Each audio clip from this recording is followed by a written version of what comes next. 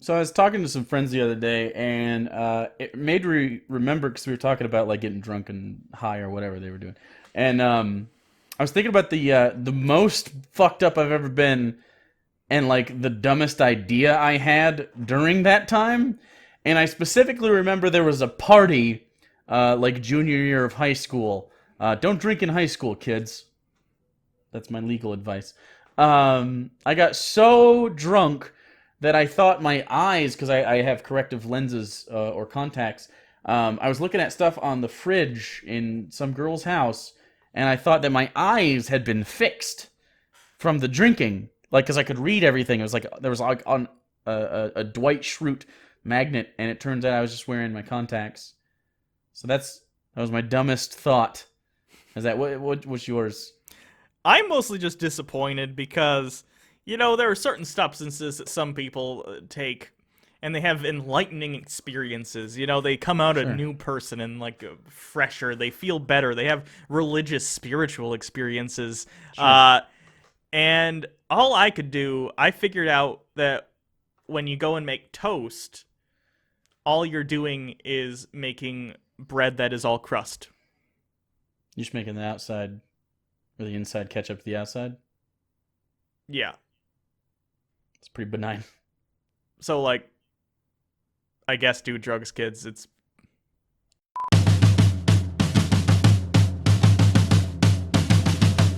La la la la la la la la la la la. Here we go. It's the Bible reloaded, tragic explosion, like Jesus and Moses, but it's Hugo and Jake. The Bible is jaded, and most of it taken, so get educated with Hugo and Jake. Pull up a pew and stop what you're doing, it's Bible reloaded time. They call it debated, the theorists will hate it, like talking to taken, but it's Hugo and Jake. So I'm with the show then, it's not candy coated, it's the Bible reloaded, with Hugo and Jake, with Hugo and Jake. Hello, everyone. I'm Hugo, And I'm his best friend. and this is the Bible Reloaded. Yeah, that makes sense out of context. Anyway, today we're going to be reading Isaiah to you. And remember last week when we were like, or not last week, last TBR episode, when we were like, hey, next week we're going to finish Isaiah? Yeah, we are, but next week. Yeah, that's still true. It's still next week.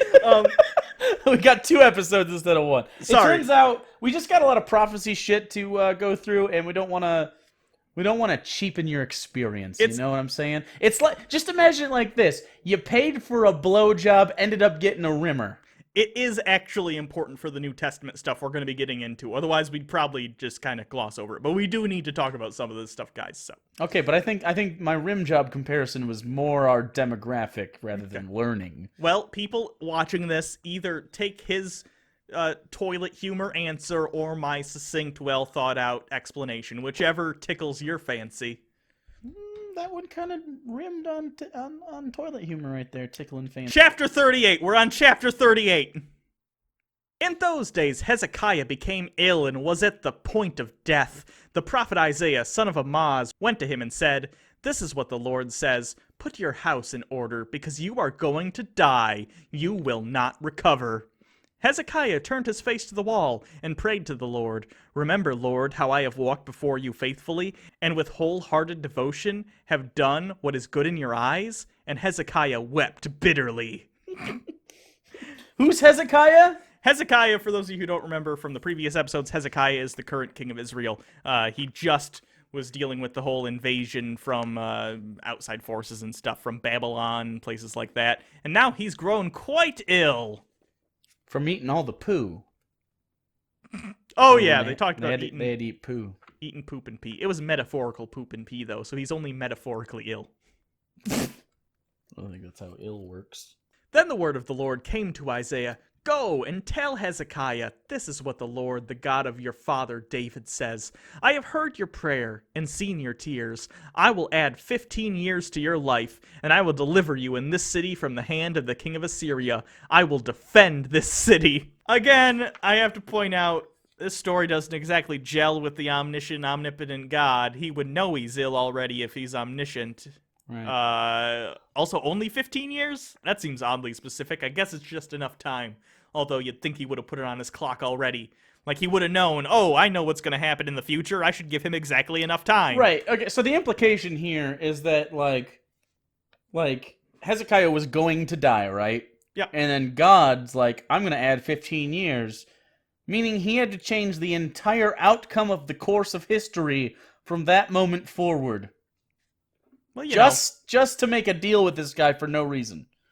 I don't know if you're on to talk. I think I've seen you hit the snooze button like literally 4 times in one day once. I think God can get this one thing, okay? Only 4? This is the Lord's sign to you that the Lord will do what he has promised. I will make the shadow cast by the sun go back 10 steps. It has gone down on the stairway of Ahaz. So the sunlight went back to 10 steps. It had gone down. So they're saying that the sun went backwards. They're saying God proved that he was going to let him live an extra 15 years by making the sun go backwards. Hold on, wait. The sun went backwards. The sun went backwards, or in real-world reality land, the Earth would have rotated in reverse.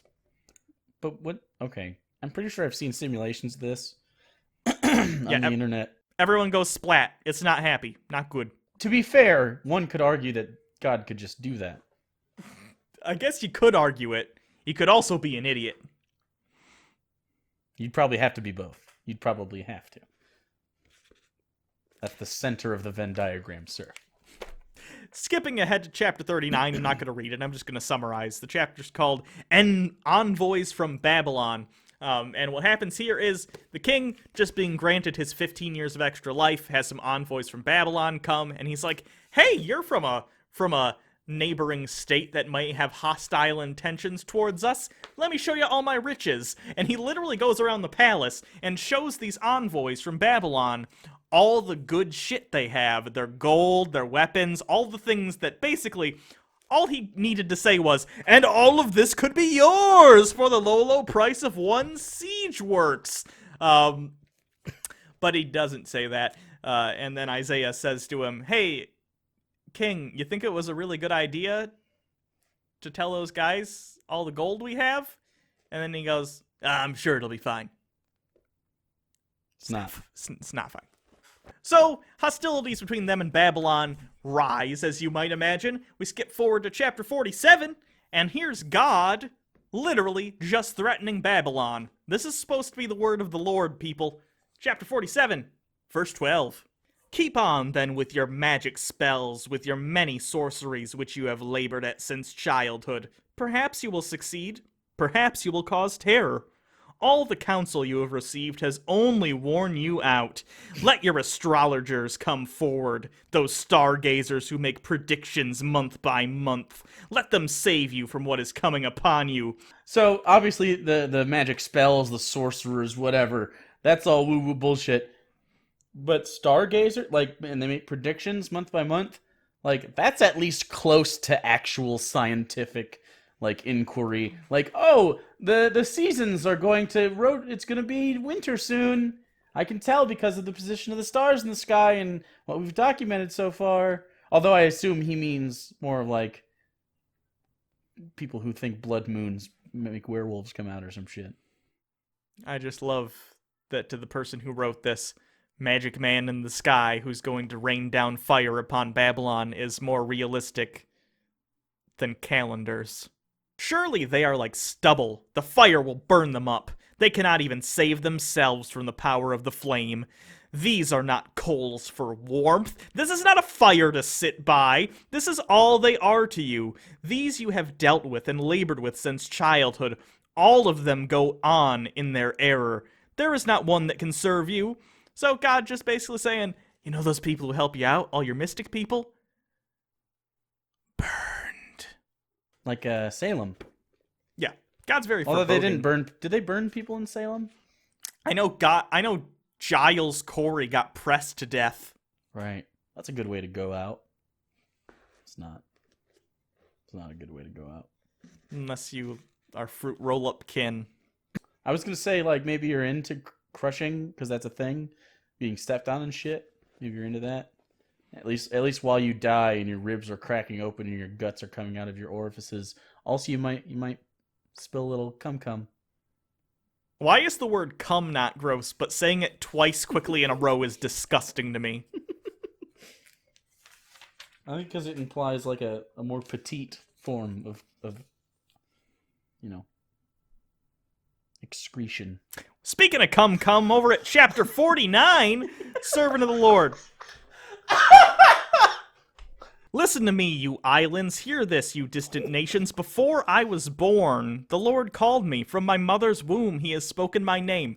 It's the only verse in 49 I'm really going to touch on. Actually, that's not true. There's going to be a little bit more later. But that's the first verse I'm going to touch on because often this verse and verses like it are brought up by pro-life people, anti-choice people, whatever you want to call them. I don't care. The ones who stand outside Planned Parenthood instead of going inside and getting stuff scooped out. Those people often use verses like this to try and be like, see? God says he knew you before you were even formed in the womb. So cells are people, and and yes, I know that wasn't exactly a very nuanced version of the pro-life argument, but we don't got all day today. Cells are people. Yeah, That's exactly what they say. here's more of God talking shit. Continuing, verse 22.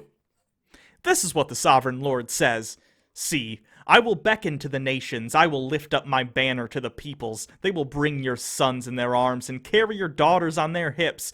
Kings will be your foster fathers, and their queens your nursing mothers. They will bow down before you with their faces to the ground. Wait, so God's giving this rousing speech, and then one guy in the back is like, wait, we get to suck on queen titties? Not you personally. Like, your kids, though, yeah. Wait, I don't have any kids. Can I suck on the titty just a little bit? Like, not even like the nipple, just like the side of it. Like where the boob sweat is. I like the saltiness. I'm gonna make a judgment call. There's a 10-minute limit on any one teat. I accept. They will lick the dust at your feet. Then you will know that I am the Lord. Those who hope in me will not be disappointed. You know that verse from Pulp Fiction that Samuel L. Jackson says? For those of you who don't know, that's a made-up verse Quentin Tarantino made up. It's not really in the Bible. Not far off from the real thing, though, is it? Just saying. Not quite. Can plunder be taken from the warriors, or captives be rescued from the fierce? But this is what the Lord says. Yes, captives will be taken from the warriors, and plunder retrieved from the fierce. I will contend with those who contend with you, and your children I will save. I will make your oppressors eat their own flesh. They will be drunk on their own blood, as with wine. Then all mankind will know that I, the Lord, am your Savior, your Redeemer, mighty one of Jacob. Okay, hold. Go ahead. Okay, but can we stop at the part where I get to suck a titty for 10 minutes and not do the thing where the auto-cannibalism happens? Kind of a package deal. Okay. Do I have to watch? 'Cause I don't... You don't have to, but the titty-sucking chairs are adjacent to the slaughter area, so you might want to get like a blindfold or something. Maybe that like horse blinders. I'll make some human blinders. I'll modify so I can focus on the titty. I'd make good use of that second tit. Save some money on blinders. That's why I worship you, Lord. I was thinking. Tit blinders. That's basically what motorboating is, right? Just Sure. sticking your head between two blinders. If it makes okay. Hold on. Is anyone okay? I think we need to talk about motorboating for a second. Why is that an activity you're trying to do? That serves nobody any purpose.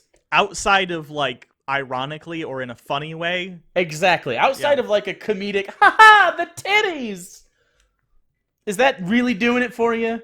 Let me know if you genuinely have a motorboating fetish, either receiving or giving, because that just doesn't seem like a thing that would do anything for anyone. Well, maybe it just started as a comedy thing and an exaggerated, tit play thing, but, you don't go up to strangers and comedically suck on their tits. So, you kind of have to be motorboating like, doesn't have any sucking involved at all.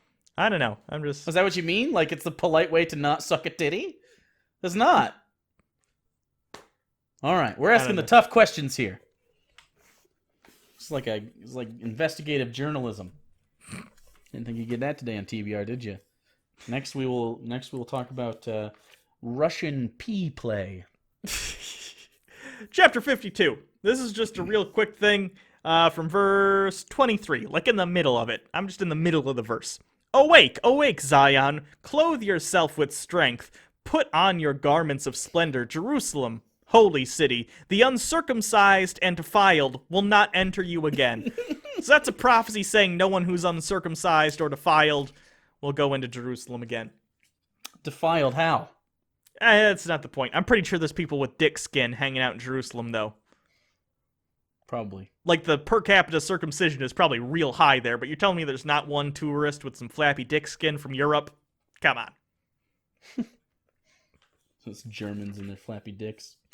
And then finally today we're going to end on chapter 53, which is one of the most important supposed prophecies of the Old Testament, known often as the suffering servant. We've talked about this, I know, in the past. It's a parable, and if you've read the rest of this chapter, which you have with us, and we've skipped over some stuff, but you can tell it's a narrative about Israel, its future in the world, and its place amongst its contemporaries, because there were other civilizations around it, and it was them saying in the future, well, we are oppressed today, in the future we will be above all of those who oppress us. It's a prophecy about that. It's looking forward. The suffering servant, by Jews, is looked at as a contemporary account of them trying to show how much Israel has been through. The nation of Israel. The people of Israel. If you're a Christian, however, you've heard this in a context which it's been said, it's a prophecy about Jesus. So, let's take a read and see why. Because there's a reason. Okay, but is take a read actually a thing people say, or take a read? Do a read. Let's have a read, guys. Who has believed our message, and to whom has the arm of the Lord been revealed? He grew up before him like a tender shoot, and like a root out of the dry ground. He had no beauty or majesty to attract us to him, nothing in his appearance that we should desire him. He was yeah. The most sexually neutral person you can imagine. Jesus, not sexy apparently. Again, Why do they show him so goddamn hot then on the cross? depending on who is reading this, you're either going to get a message of, oh, people came to Judaism and the nation of Israel. Not due to its attractiveness, but due to its quality. Due to its righteousness, due Yeah. to its... Or, if you're a Christian and you believe this prophecy, you're saying, oh, they're prophesying Jesus. They're saying Jesus was a very plain-looking person, but through his message he was able to spread yada, yada, yada. Then why do you cast Jim Caviezel, who is objectively hot? I think Mel Gibson just wanted to suck that Caviezel dick. Do you think he's uncut? He was, but for the role, he got it cut. Authenticity.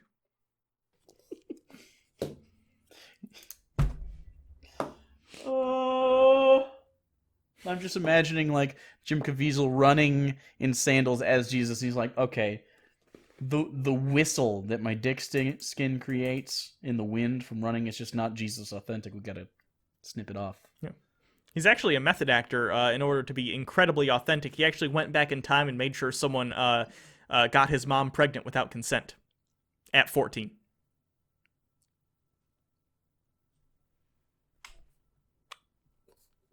I didn't say he got his mom pregnant. I know. You just said 14, and now all I can think about is that YouTuber that wants to see 14-year-old buttholes. Oh, I don't even want to know. Continuing. He was despised and rejected by mankind, a man of suffering and familiar with pain. Like one from whom the people hide their faces, he was despised, and we held him in low esteem. Yes, that's why on Palm Sunday, Jesus was so unceremoniously brought into the city by people not all being like, yay, Jesus! Palm branches. No, a lot of the Jewish people liked Jesus. It's in the New Testament. A lot of people liked him. The Romans didn't. The Pharisees didn't.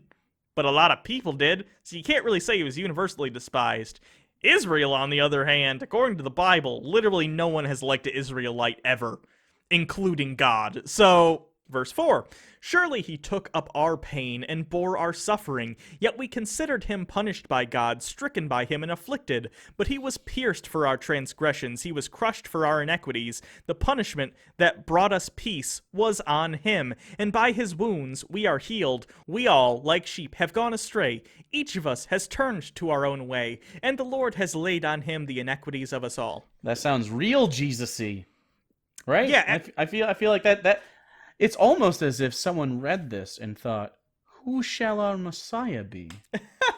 I don't necessarily think it's that, because I do think, well, there are a lot of things that connect.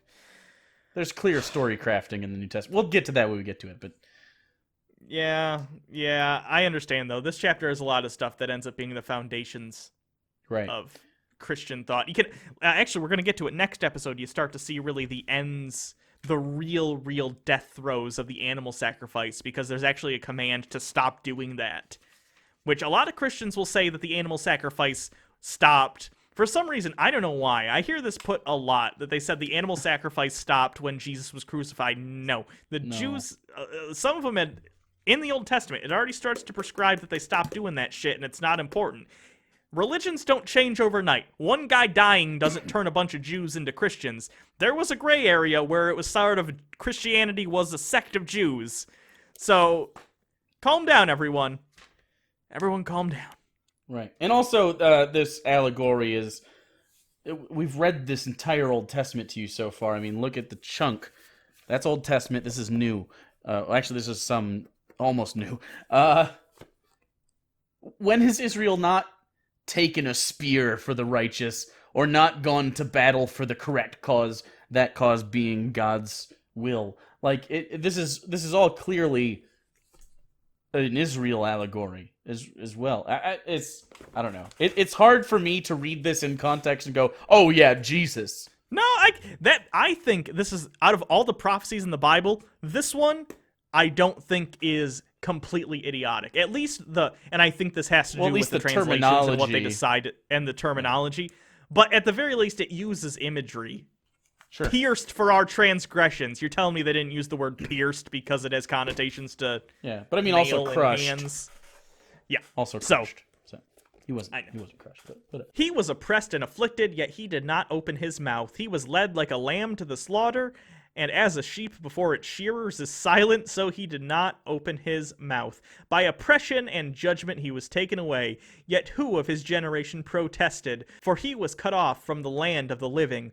For the transgression of my people he was punished. He was assigned a grave with the wicked, and with the rich in his death, though he had done no violence, nor was any deceit in his mouth. Firstly, his grave was not with the wicked. Jesus had a private tomb, although I'm sure Christians will say, oh, but he was put to death next to two criminals. It's not a grave, you're stretching. Sure. And with the rich in his death? Yeah, that doesn't really fit in any way, and done no violence is objectively untrue. In the Bible, Jesus takes some whips and starts whipping them at people. And you can say, oh, it was justified anger or violence or whatever. It's still violence. Isaiah is actually in the New Testament a lot, and it's quoted sometimes. And it's just, the people who wrote the New Testament had these texts. You realize this, right? Yeah. Like it's really hard for me as a person, knowing extremely devout religious people, didn't think, oh, Isaiah 52, 53? Yes, we know they wouldn't have called it that. Jesus. Wow, you're already yelling at them. Anyway. I am, because I could feel from the future the keyboard warriors about to go, oh my god, did they think the Bible was written all at one time? No, dipshit, we know. That's not what we're saying. Anyway. Yet it was the Lord's will to crush him and cause him to suffer. And though the Lord makes his life an offering for sin, he will see his offering and prolong his days, and the will of the Lord will prosper in his hand. Again, to me, this sounds more like Israel. This doesn't make sense if it's about Jesus, because they're saying from this destruction will come its everlasting life. Why would Jesus care? Jesus is supposed to just be like a projection of God, an aspect of him. God is already eternal. It wouldn't make sense if it's Jesus. What they're saying, though, is that the argument is that Jesus is the analog method in which you receive eternal life via heaven, although hell is also eternal life. It's just a shitty one. Right, I'm just saying this story makes way more sense as Israel's going through some shit, but there's a reason, rather than Jesus went through some shit, but there's a reason. I think it fits Israel. Israel checks off more of the boxes than Jesus. After he has suffered, he will see the light of life and be satisfied. By his knowledge, my righteous servant will justify many, and he will bear their iniquities. Therefore, I will give him a portion among the great, and he will divide the spoils with the strong, because he poured out his life unto death, and was numbered with the transgressors, for he bore the sin of many, and made intercessions for the transgressors. So, again, lots about Israel as the suffering servant and why all the shit that's happened to Israel happened. It's because it's going to be better, guys, because I'm God and I'm about to come in and fix this. Because again, remember the context of this entire chapter is things that are happening to Israel, the king being threatened with invasion, and then after that, king gets sick. God says, not only are you not going to get sick, I'll add 15 years and I'll protect you even though you're being besieged on all sides. Now, after that happens, do you think it's more likely God then goes on to explain in here why Israel is suffering and how he's going to save them and make them conquer their enemies, which would follow from the previous story? Or do you think, oh, by the way, randomly, let me just throw in this chapter something totally unrelated about Jesus that's going to show up in years and years and years? You see this in more than this story, too. The idea of suffering is like lessened, like the hurt of that is lessened if it's for a cause. If it's we bear this on us so that in the future Israel will be strong and our people will be good, and this is just what Israelites have always done. We've always been the downtrodden, but we could do it. Win one for the Gipper. Yeah, so, and by the way, we're doing more next week. So after that, it continues to go on about conquest and stuff contemporary to the time. So it would literally have to be consistent story in the beginning, consistent story in the end, and random Jesus thing for no reason in the middle. Or consistent story all the way through and it's just being misinterpreted. I'm going to go with that one. Yeah. But next week, I promise you it is really, really, really the last one. Yeah. Because I already have it marked off. We go through and make, notate and everything. So, yeah. Anyway, I'm tired. I'm sorry, guys. I hope I had enough energy this episode. I'm a little tired. They do the lawns in the mornings here, so I got to get up at like 9, and I do this for a living, so I normally get up at least at 11 usually. Sure. 10, 11. No, I've been getting up earlier, 10, but I don't know. Plus, we stay up late to edit a lot, so. Yeah. Our life is pain, just like Israel.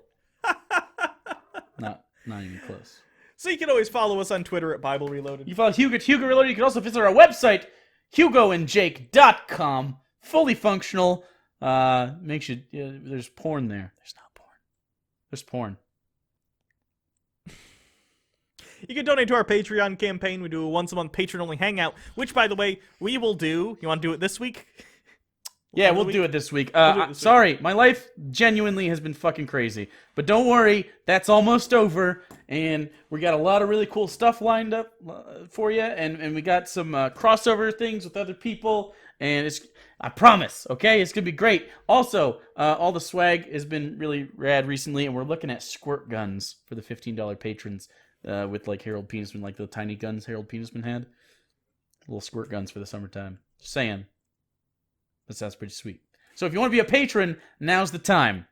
It's a good thing. Also, thank you to everyone that bought t-shirts, by the way. Make sure to take selfies and send them to us on Twitter. Or if you're on our Discord, which official Discord link in the description, show us, because I always think it's fun to see what you guys think about the shirts and the designs and all that stuff. So yeah. Do it for... Did anyone not see this, by the way? Harold Penisman. There you go. Mine. There's me. That looks a lot like you. This one looks a lot like me too. But I noticed, so this is pretty close, right? And then my hair stops. I don't know why he stopped my hair. It's because they think it's uptight in the back as it is in the front, because you got a 5 head, bro. So do I. No, I got a widow's peak. Yeah. Very different. I'm distinguished. Okay. Once this grays up, man. This goes from a mild 6 to a 7.5. Maybe they think that you're trying to do like a Friar Tuck Franciscan monk type thing, and it's No, just all on the top. if this ever goes, my brother is 3 years younger than me, actually balding, like actually bald. But this has been the way it is. So I'm holding on to it for dear life until it doesn't, and then it's short hair Jake forever, like real short. Oh, dude, I got such a high hairline. Why do you think I wear the hats all the time? I'm already preparing. You gotta embrace that shit, man. Eh. I'm not even 30 yet, but we'll see. If one of us if we're both gonna go bald, one of us has to wear hats. Otherwise, we're already both the fat beard atheist asshole guys. True. Are we assholes? Fuck. I don't know why that's news. I'm the one with the hat. Yeah. All right. Carrie Fisher was high when she died.